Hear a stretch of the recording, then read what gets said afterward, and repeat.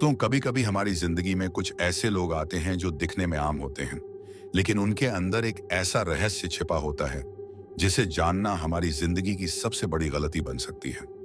यह कहानी एक ऐसे ही प्यार की है जो प्यार से ज्यादा एक मौत का खेल था। मैं रोहन एक सॉफ्टवेयर इंजीनियर हूं। मेरी जिंदगी बहुत आम थी। सुबह ऑफिस जाना, शाम को दोस्तों के साथ समय बिताना और फिर घर आकर कुछ वेब सीरीज देखना। प्यार के नाम पर मेरी जिंदगी में कुछ खास नहीं था। लेकिन फिर मेरी जिंदगी में नेहा आई। हमारी पहली मुलाकात एक कैफे में हुई थी। मैं अकेला बैठा कॉफी पी रहा था जब अचानक मेरी नजर सामने बैठी लड़की पर गई। उसके लंबे काले बाल, गहरी काली आंखें और चेहरे पर एक रहस्यमयी मुस्कान थी। आप अकेले हैं? उसने पूछा। मैंने हल्का मुस्कुराते हुए जवाब दिया, हाँ, और शायद अब नहीं। उसकी हंसी में एक अजीब सा जादू था। हमारी मुलाकातें बढ़ने लगी।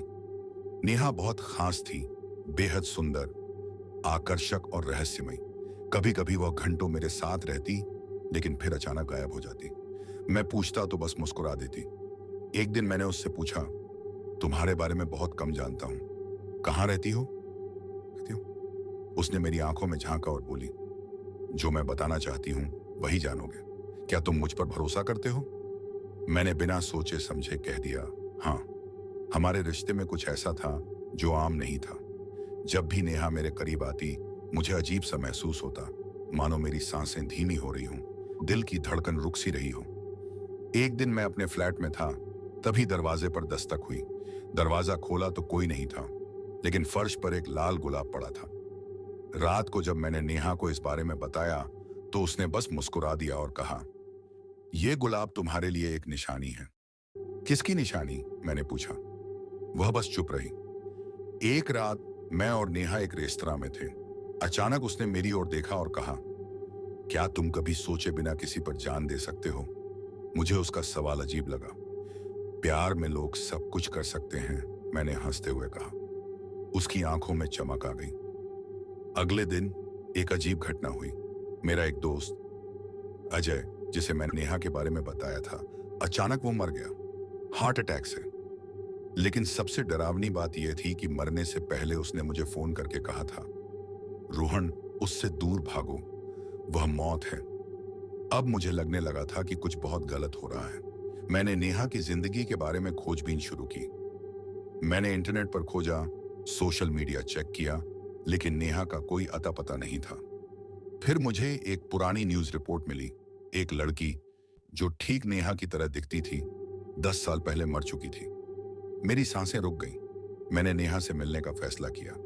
जब मैं उससे मिला तो उसकी आंखों में कुछ अजीब था, एक शून्यता, एक ठंडक। तुम कौन हो? मैंने पूछा। उसने मेरी तरफ देखा और मुस्कुराई। मैं वही हूं जिसे तुमने प्यार किया, लेकिन अब तुम्हारी बारी है। उसने मुझे अपने करीब खींच लिया और मेरे होंठों पर अपना आखिरी चुंबन दे दिया। मेरी सांसें रुकने लगी, मेरा शरीर ठंडा पड़ने लगा, मेरी आंखों के सामने अंधेरा छा गया और फिर सब कुछ खत्म हो गया। अगली सुबह पुलिस को एक और लाश मिली। मैं मर चुका था। उस रात जब पुलिस ने मेरी लाश बरामद की, तब भी नेहा वहीं थी।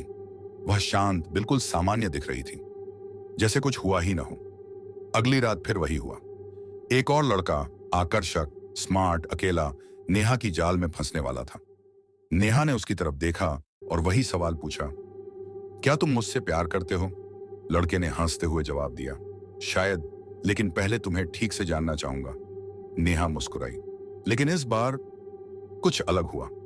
मुझे नहीं पता कि मैं कहां था। सब कुछ अंधेरा था। मैं मर चुका था, लेकिन मेरा अस्तित्व अभी भी बाकी था। फिर अचानक मैं अपने ही कमरे में था। मेरी लाश अब भी वहां पड़ी थी, लेकिन मैं एक आत्मा बन चुका था। मैं मरा नहीं हूं। यह एहसास ही डरावना था।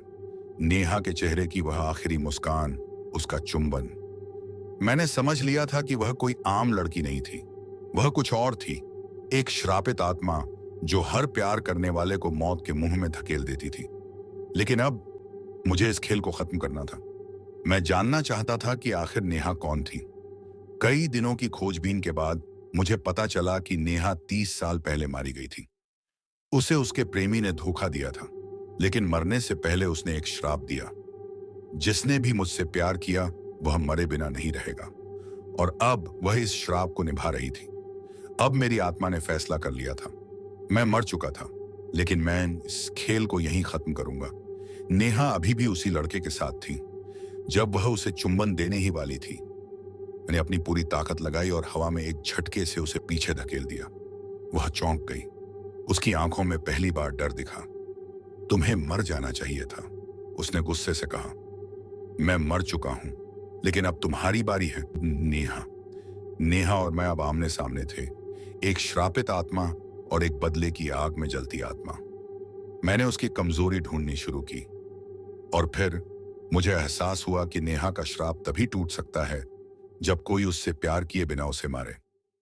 मैंने अपनी पूरी आत्मिक शक्ति इकट्ठी की और उस पर हमला किया। वह चीखने लगी, उसके शरीर से धुआं निकलने लगा। नहीं, मैं अमर हूं, वह चीखी। लेकिन मैंने अपनी आखिरी शक्ति लगा दी। नेहा की आत्मा जलने लगी। उसने एक आखिरी बार मेरी आंखों में देखा और फिर वह गायब हो गई। तो दोस्तों, आपको आज की यह कहानी कैसी लगी? अपनी राय हमें कमेंट में जरूर बताएं।